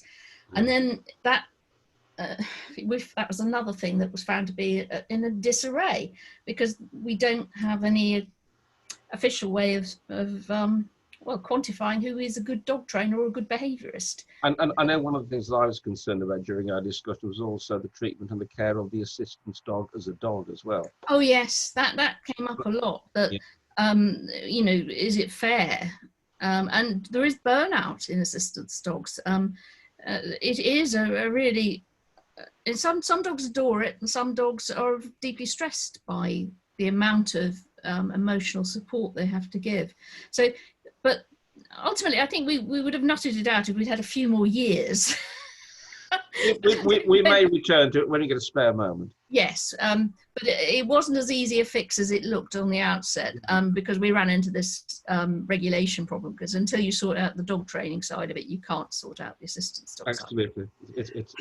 It's nonetheless, it's something that's in need of attending to. Definitely. And when you started looking at it and you looked on it on a global scale, other countries are doing it so much better. What a surprise. But You're bit not. like COVID, isn't it, really? Yeah, exactly. Well, in Australia, it's seen not as a charitable thing, because in this country it's all a bit quirky, isn't it? There's charities that provide assistance dogs, Yeah. and you have to wait in the line to wait till somebody bestows on you an assistance dog. In Australia, it's a right, and it's part of, just like you might have a wheelchair, you have a right to.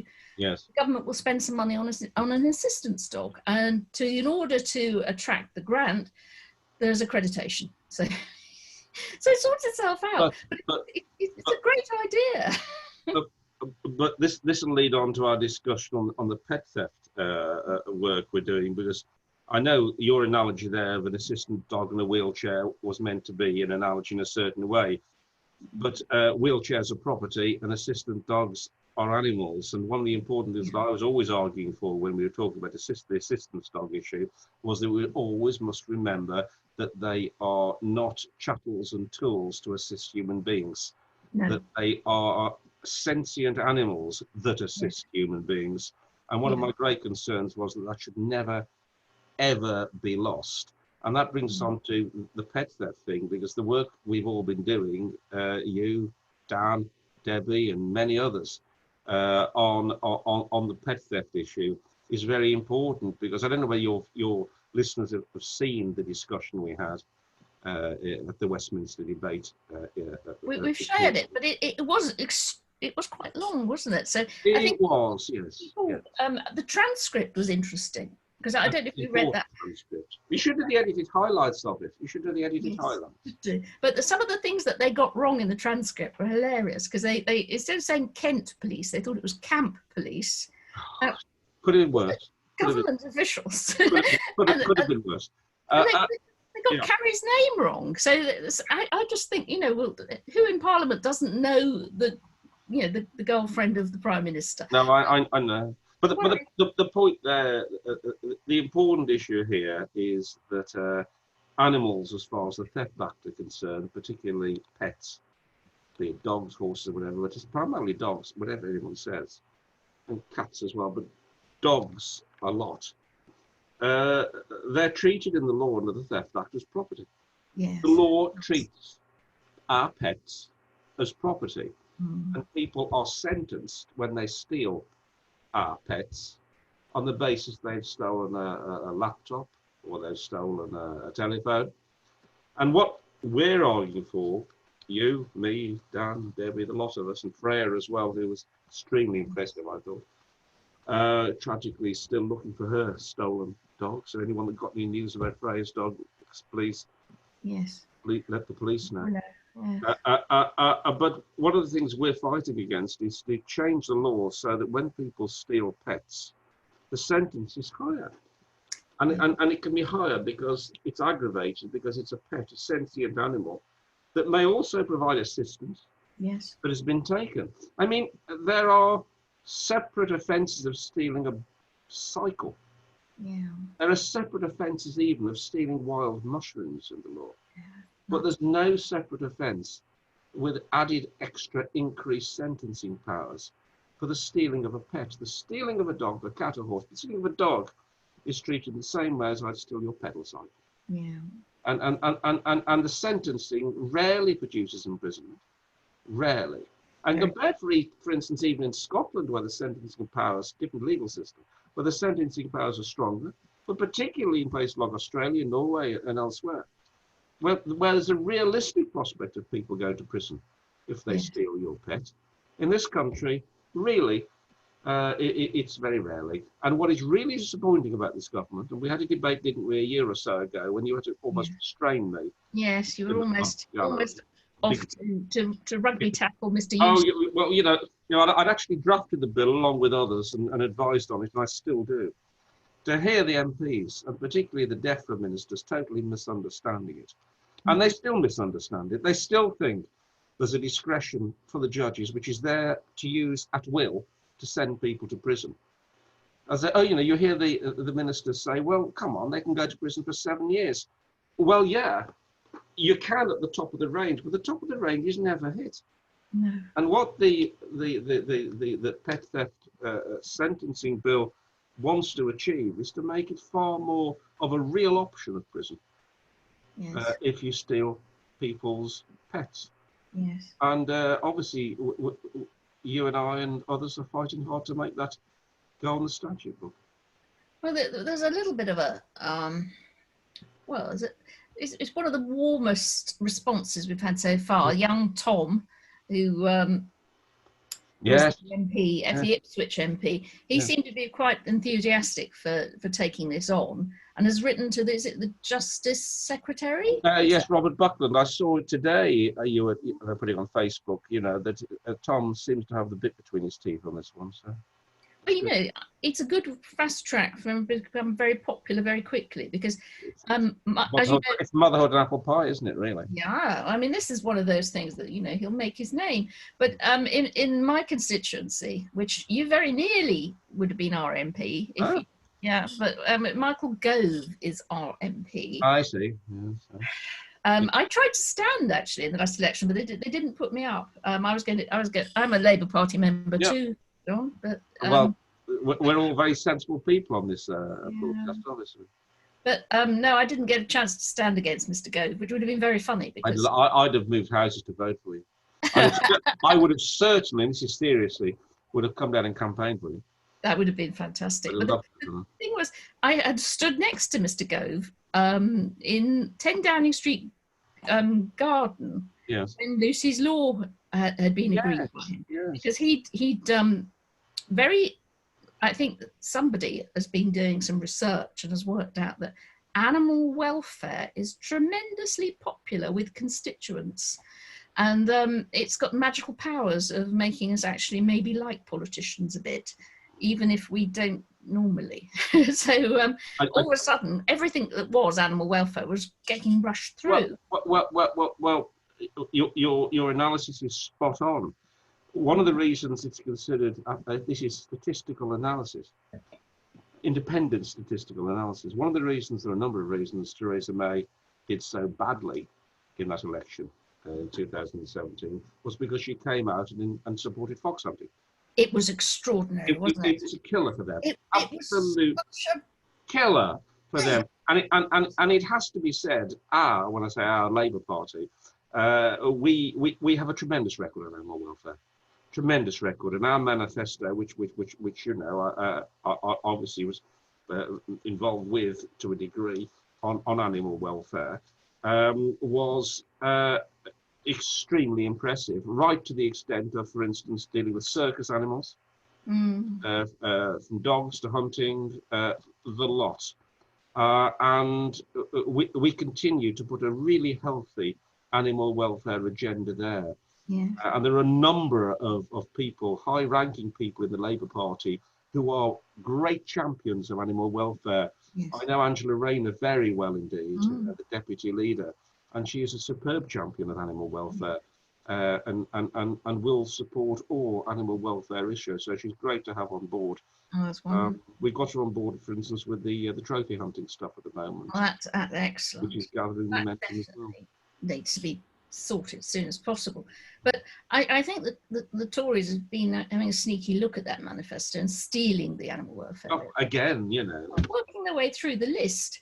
And it was nice to see it happening quickly. But I'm enjoying that Zoom debate. I did say, you know, you better hurry up because otherwise Mr. Starmer will get the glory.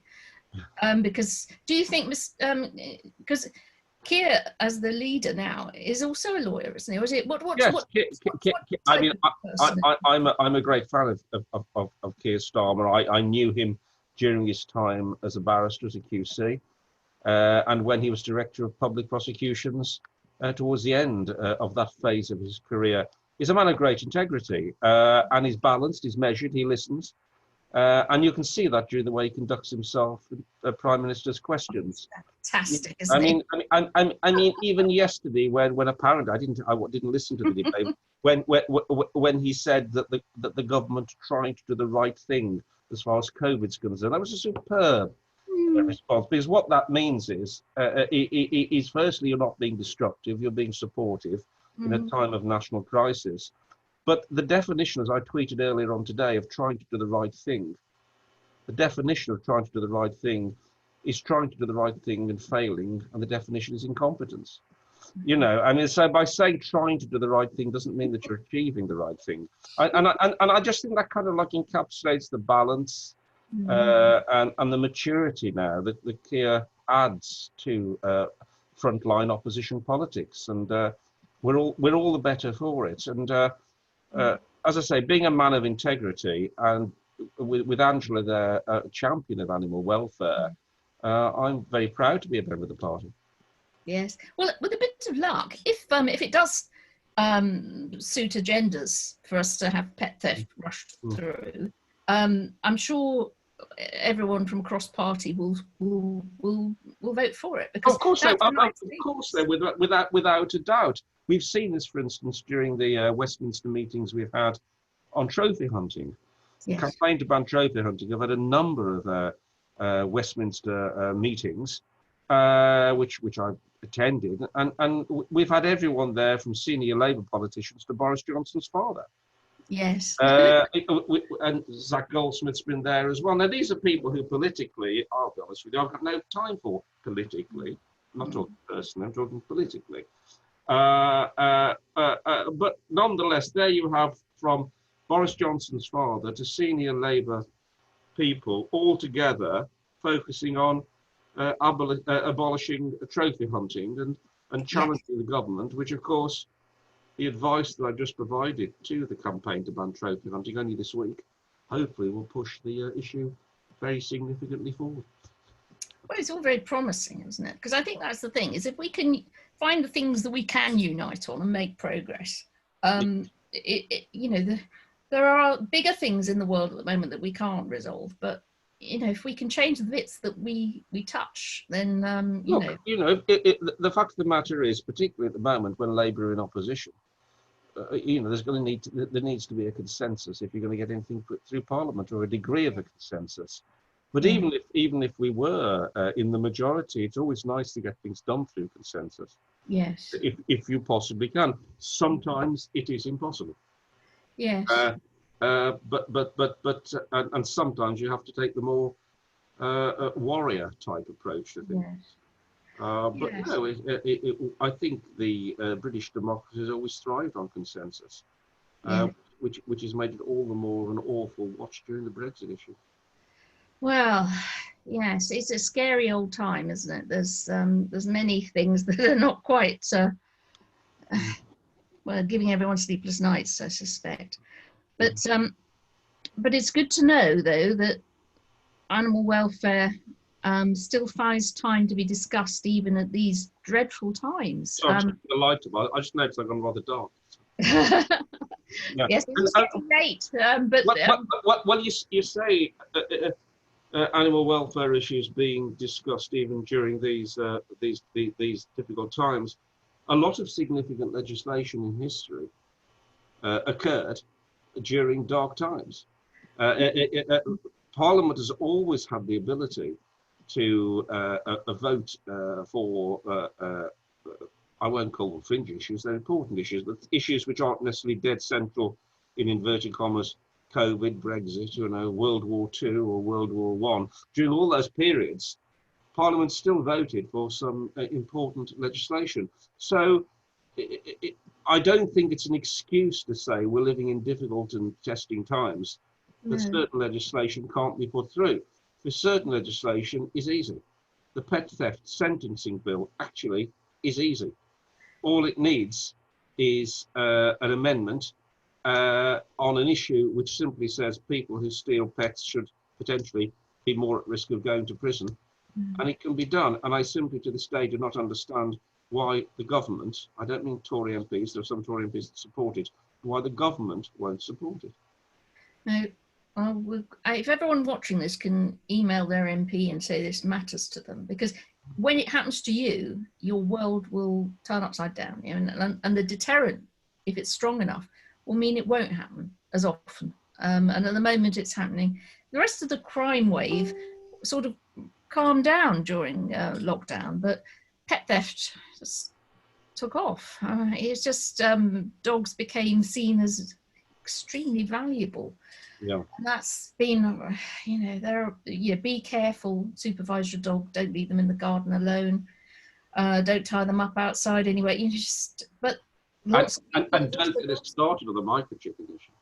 Oh, the microchip's a mess, isn't it? Oh god! But yeah, the dogs have to be microchipped. That is the law. You need to keep your record up to date. But we need people to scan when they find a dog, so that on the first time they go to the vets, the dog needs to be scanned, and not just beep has it got a microchip, but actually check the database, and there's lots of those, to make sure it's not flagged up as stolen or lost. Absolutely, these are important. So many dogs. If you go on doglost.co.uk and just put stolen in, there are pages and pages and pages, and all those people, their lives are just totally on hold. They need closure, or they need their dog back. And sometimes, and people have to do this before, unless and until politicians do the right thing. And again, it goes back to something else I was working on with the badger cull issue. I was working closely with Brian May on the badger cull issue, and that's how I met Chris Packham as well on a number of issues there. I was going to say, because you seem to know all the lovely people that really do put themselves out for animal welfare. So yeah, but let me emphasise, the lovely people you referred to that put themselves out for animal welfare, 9 times out of 10 people like any one of us that listen on this show. Okay, Brian May and Chris Packham are great people and use their mark to push the issue, which is tremendous, because some people don't. But when I was working with Brian on Save Me on the badger cull issue, it became extremely frustrating when you listen to people like George Eustace, for instance. There's not even, we thought, looking at the science as far as badger culling is concerned. And it, at this time when you hear ministers saying in COVID, we're following the science, we're being led by the scientists on COVID. Well, one hopes they're being led by the scientists a little more than they were led by the scientists when it came to badger culling. Because had the government been led by the scientists when it came to badger culling, it would have stopped virtually immediately. So I must admit that a cold shiver goes down my spine when I hear government ministers refer to being led by the science. If they are being led by the science, well, it's a brave and new world we're entering. Yes. Oh, there's a lot to worry about, isn't there? But there always is, isn't there? There always is. I think you can't be a functioning human being if you don't expose yourself sometimes to the things that are there to be worried about. But that said, the things that I worry about are things that are worth worrying about. And that's the same for you as well, and a lot of people. Well, I think the fact is that you try and cram in actually doing something about them, which is the big thing, is that you've actually used your, what little time you must have outside of what is a very demanding profession. You've given it very, very kindly to things that you've made a significant difference to. It's not about kindness in any respect. It's a matter of what I believe in and what I'm driven to do. And every now and then I have as Shiner puts it, a little moment with Lawrence as a representative in this household of the animal kingdom. And for a moment, he's a fox, he's a badger, he's a dog, he's a lion that's been trophy hunted. For a moment, he just represents all of them, and I just give him a big hug. Yeah, I must admit, I think if anyone just looks into the eyes of their dog, they know that there's an awful lot going on there, and that's true of any. I mean, there is a study, isn't there, that in the link between people who don't respect. I've written on this. Animals. Have you written? Yes, there's a book. By the link. There's a book called The Link. For those that don't know it, it's an American expression. Yeah. Which argues the link between those who mistreat animals, who then will the link they'll go on potentially to mistreat human beings. And they've examined not just serial killers, but general people as well. Yeah. Anyone. And I contributed a chapter to a book called The Link. And so it's something that really, really interested me. What's interesting about The Link is that in Scotland, I think I'm right here, in Scotland, whenever there's a potential child abuse case, and they're making an investigation into a potential suspect, they'll get that suspect's record. They'll get that suspect's record from the NSPCC. They'll also get records from the RSPCA. We don't do that in this country. Our police, as far as I'm aware, aren't obliged to do that. If there are any police listening, well, correct me if I'm wrong. But I don't think our police are obliged. Some assiduous police officers might. But I don't think our police officers are obliged to get RSPCA and animal welfare records of people who are suspected of child abuse, for instance. Whereas in Scotland they are, because in Scotland it seems that they acknowledge the link, or the potential link. Was it the CIA that originally found, when they were studying those serial killers, yes, that very often the early signs, the red flags, were the abuse of wild animals, small absolutely. animals. Oh yeah, it's an American term, the link, which is used in this country. But yes, it was originally effectively finessed by the CIA. But it's used in this country, but not as much as it should be. And I think, again, that we don't really, because this is another bit of legislation that hasn't quite gone through that should have done, was the increase to 5 years for animal cruelty, because at the moment it's 6 months, which is... Yes, I know. Yeah.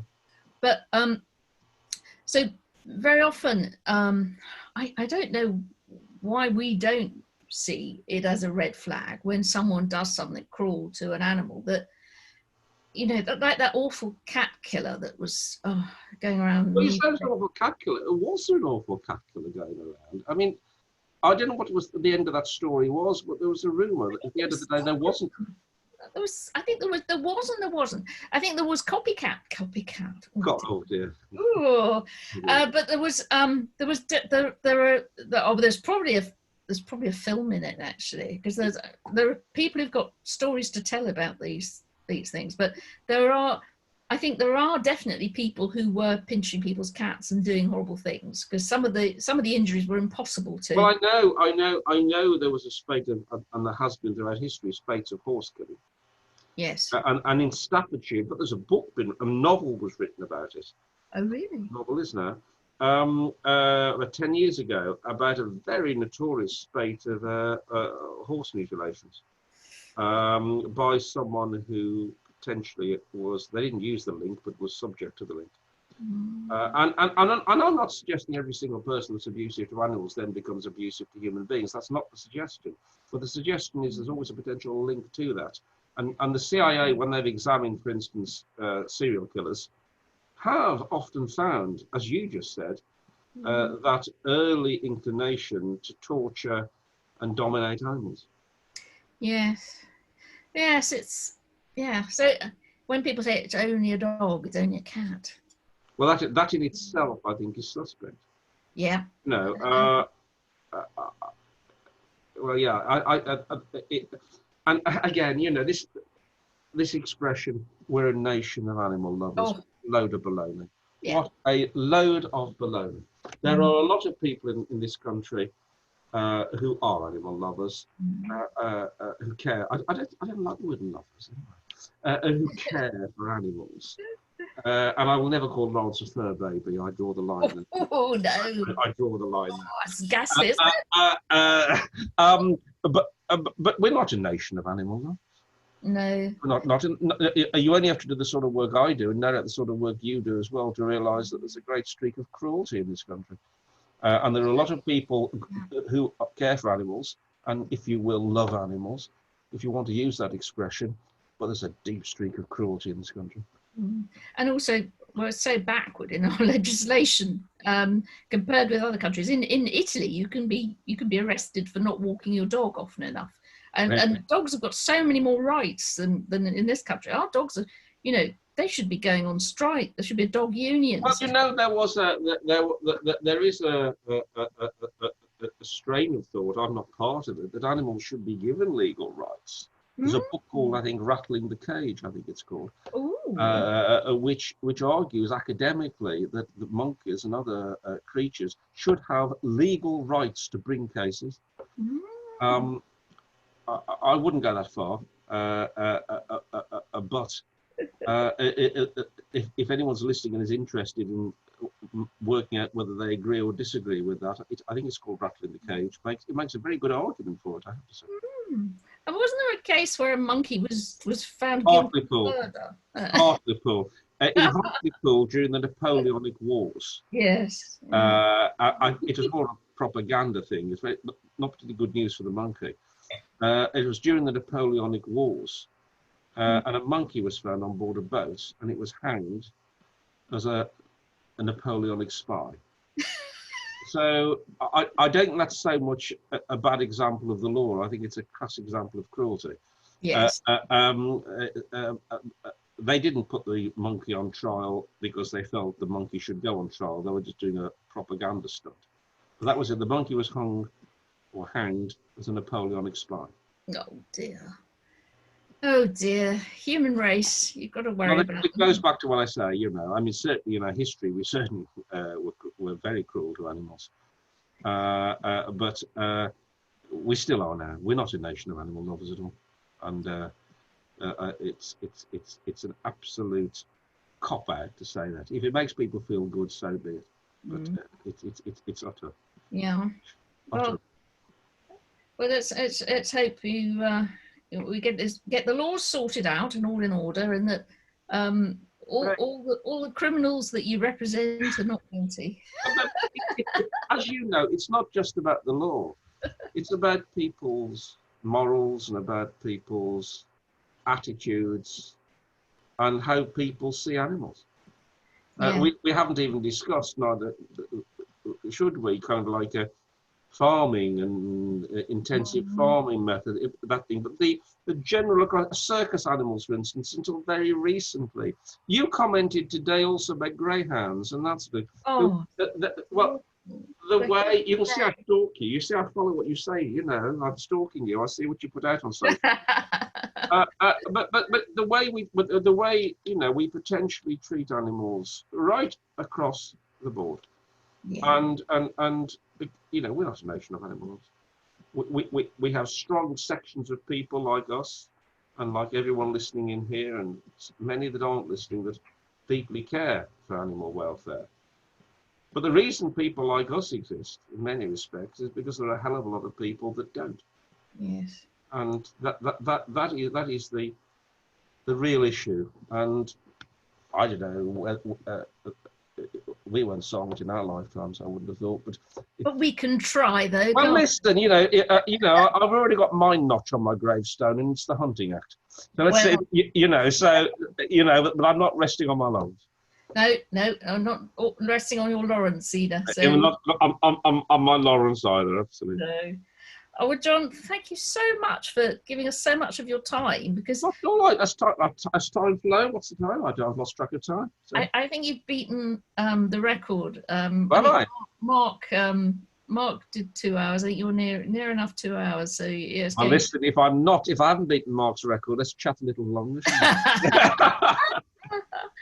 Oh dear.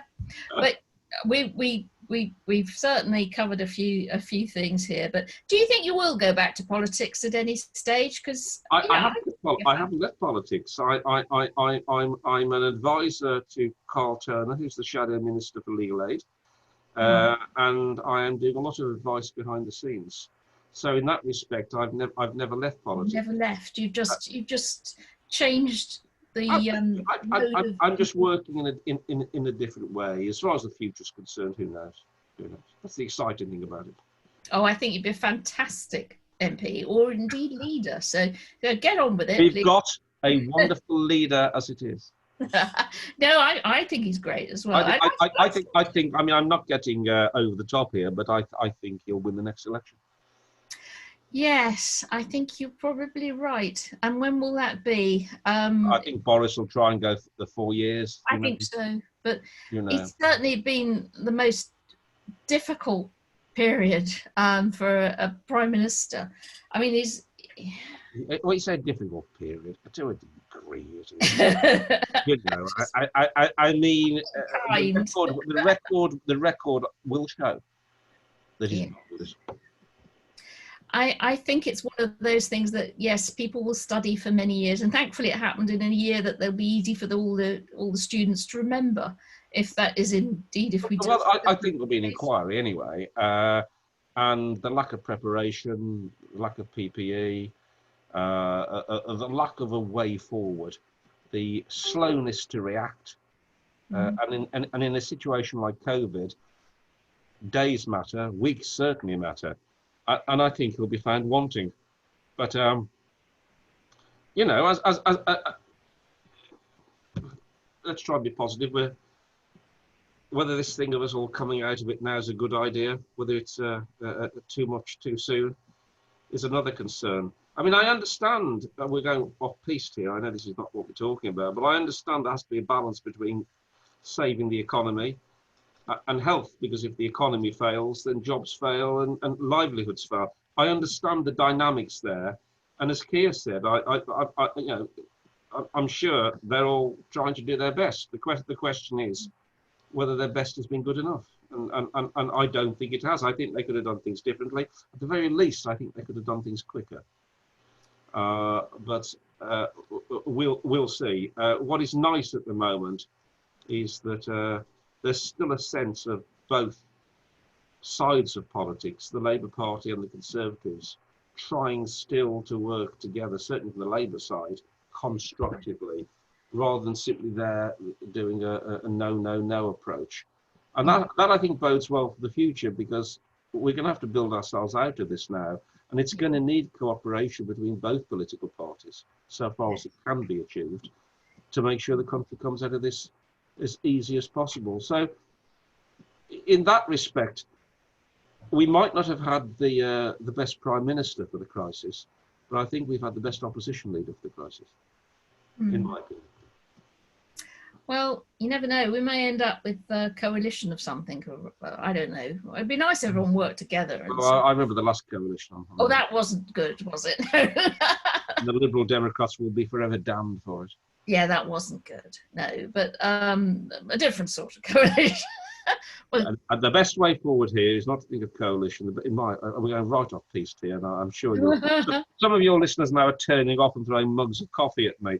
But then I always say what I feel. Everyone's entitled to their point of view, and as I say, some of my best friends are Conservatives. They are. But from a pure political point of view, we shouldn't be talking about coalitions. We should be talking about get this lot out.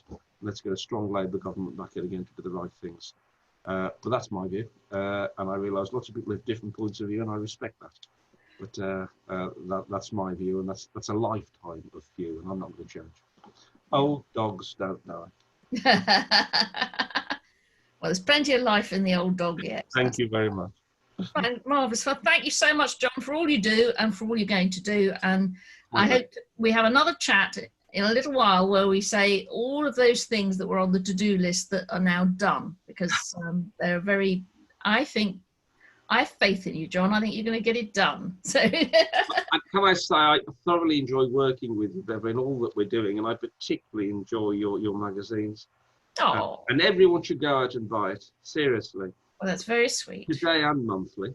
Yeah. And I'm looking forward to writing for you again very soon. Well, I'm looking forward to the film review you're doing for us. Well, yes, I think it's called. It's film coming back as well. It's a film called. I think it's A Dog's Life. It's called. It's an interesting premise. It's a film being released in early July of a young kid who has some sort of telepathic understanding and communication with his pet dog. And it's a light-hearted family film. So I'll have a look at it and I'll report back to you on it. Oh, do have a look at Dr. Rupert Sheldrake. I don't know if you're aware of him.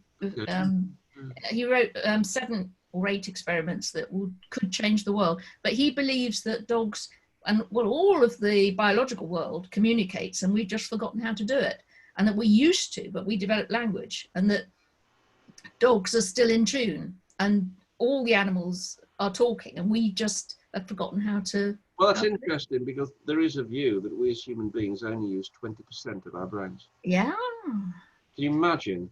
I saw a great science fiction film called Limitless. In fact, on Netflix, it's the series there called Limitless. I don't know. Yes. It's such fun. I love that. I need those tablets. NZT. Yeah. And as those that haven't watched it, it takes his tablet and it opens up the other 80% of your Oh, brain. It's a it'd be great fantastic. concept. And if anyone's got Netflix and wants a really enjoyable box set, look at Limitless. Yeah. Those things don't necessarily, I don't usually watch comic dramas because I'm more of a serious drama guy, but I have to say I thoroughly enjoy that. So on the subject of opening up the 80% of your brain you don't use in a fun way, recommended. You get everything on this discussion, don't you? Right? We covered some ground, didn't we? We really did. We've got Netflix to watch list, and somebody did discover what kettle of fish. Oh, I want to know. Right. They said it. Oh, it was. They only put a very small explanation, but I googled it, and apparently it was from very posh people in Victorian times. Used to have picnics where they would take a kettle with them. And they would catch a salmon and then cook the salmon in the kettle. Oh my God! It's a very pretty kettle of fish. I just for those that didn't catch our pre-talk, I used the expression, didn't I? That's a different kettle of fish. Yes. And I just threw it out there, kind of like, does anyone know where that saying comes from? So I was not a different kettle of fish. Maybe it's about different salmon being horrible boiled in a kettle. Maybe it was a yeah. So a live salmon put in a kettle. And see, that's evil, isn't it? Really. It goes back to Victorian again. It goes back to your dissertation. Very poor. Can I just say, we don't just put this thing together here, you know? No. Perfectly. Anyway, I'm going to let you go because you've been working hard all day. I know that because you've squeezed this in between proper job. Yeah, well, no, I wanted to, and I've been looking forward to it. And I mean, I had to do justice to your poster. It was a tremendous poster. Oh, well, that's very kind of you. And yeah, and we must get you to do some more writing of films and books and things. I should do it. You know what it's like? It got to the stage whereby I couldn't meet your deadlines all the time, and I thought I didn't want to let you down. So, but I certainly look forward to writing more. I've missed writing for dogs. Love to have you in whenever you can. Whenever you feel you've got something you want to say as well. Oh, well, in that case. Yeah. And on the subject of the front page, I'll always remember you putting me and Lawrence on it. Oh, well, not many human beings. I know you told me that. Julian Clary, Davina McCall, Barbara Cartland. It's a very strange club, I have to say. Well, I have to say, for those listening that don't know what we're talking about, have a look at Beverley's poster, but you'll see a picture of me and Lawrence on Dogs Today. Oh, no, it was a beautiful front cover. Pernell Mulby did lovely work. She does. I remember being there with her. And again, Lawrence is, a nervous dog, and she was very patient with him to get those photographs.